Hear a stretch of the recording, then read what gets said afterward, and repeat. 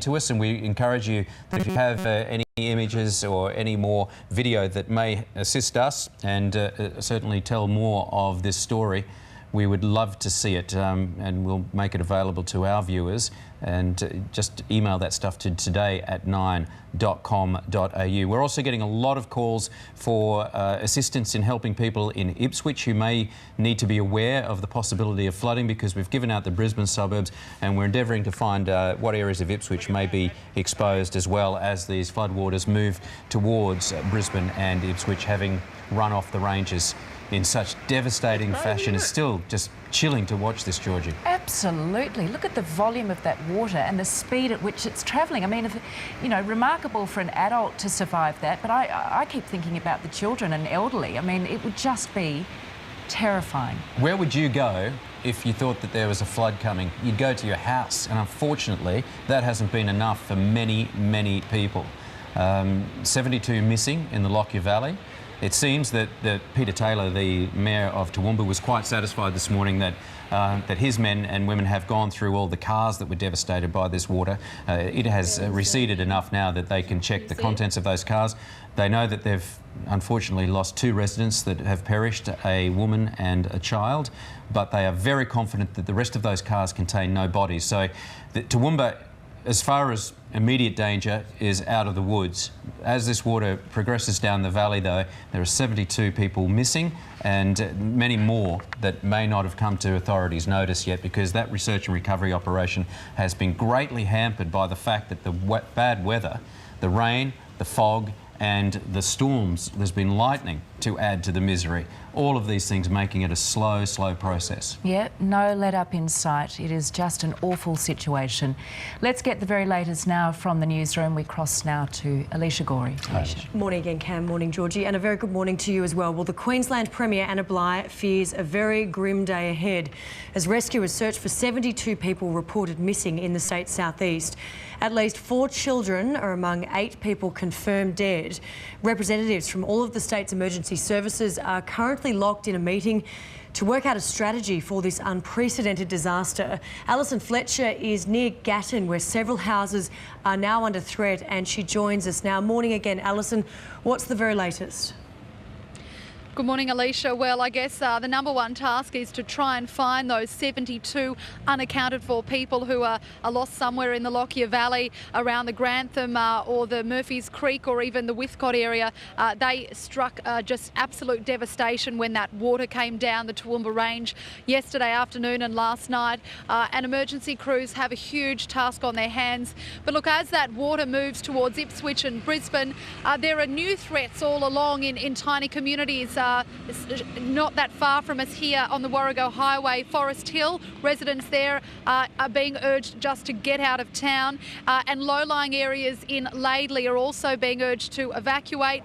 But look, on the other end of the scale, people who are in high areas are being told to stay at home because the roads are cut in so many places. It's not safe to be on them, and the roads really need to be free for emergency vehicles so they can try and get to people who need help. Of course, we heard that many people were still on their roofs last night after the choppers were grounded in bad weather, trying to rescue more than 43 people off roofs in the Lockyer Valley.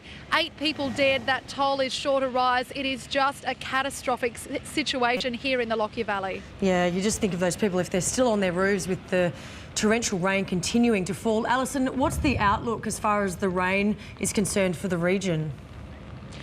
Well, Alicia, there has been no let-up in this rain in the past couple of hours, and of course it was the same last night when we drove into this area. They're expecting that by the end of this day there could have been another 100 mils or so in this area, possibly more. And of course it was that 60 mils or so in 1 hour that really caused problems in Toowoomba yesterday.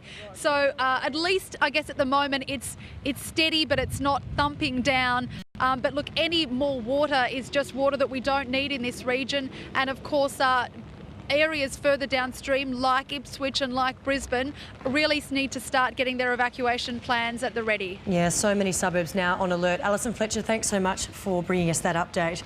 And as we've mentioned, an information hotline has been set up for relatives and friends of those affected by flooding in the Toowoomba, Murphy's Creek, Grantham and Withcott areas. If you are looking for information, that number is 1300 993 191. Meanwhile, on the other side of the country in Western Australia, it's a very different story with wildfires raging out of control. 150 firefighters are still struggling to contain a massive blaze that broke out at Lake Clifton, which is south of Mandurah, yesterday afternoon. A bushfire alert is in place for the affected regions, with residents being warned to leave before it is too late, and that fire is being treated as suspicious. The Arizona man accused of killing 6 people in a mass shooting in the US has made his first court appearance this morning. 14 others were injured when Jared Loeffner opened fire at a gathering outside a shopping mall for politician Gabrielle Giffords. The 22-year-old is charged with murder as well as attempted murder. He will appear in court again on the 24th of January. South Australian Treasurer Kevin Foley has indicated that he may be ready to give up politics. During his 17 years in Parliament, he's handed down 9 budgets, but he's been under intense scrutiny after being punched in the mouth after a Christmas dinner in November. If people don't want me around, they only have to tell me and I'll be on the first bus out of Victoria Square and I will go into the private sector and I'll have a fruitful career. Premier Mike Rann remains supportive of Mr Foley, while the Liberals say they want him to stay until at least the next election in 2014. Let's check the finance figures for you. In the US, at the close of trade, the Dow Jones was down 37 points. On commodities markets this morning, gold is stronger. Oil is also up, trading at $89.36 US a barrel. And the Aussie dollar is now down against the major currencies. It's just dropped below 99.5 US cents. And there is some good news this morning for actor Michael Douglas. He's revealed he may have beaten his throat cancer. The Oscar-winning actor told a morning TV show in the US that his tumour is gone and he's feeling good. He says he'll continue to undergo medical checkups for the next 6 months to make sure the disease does not return. The 67-year-old announced he'd been diagnosed with stage 4 throat cancer in August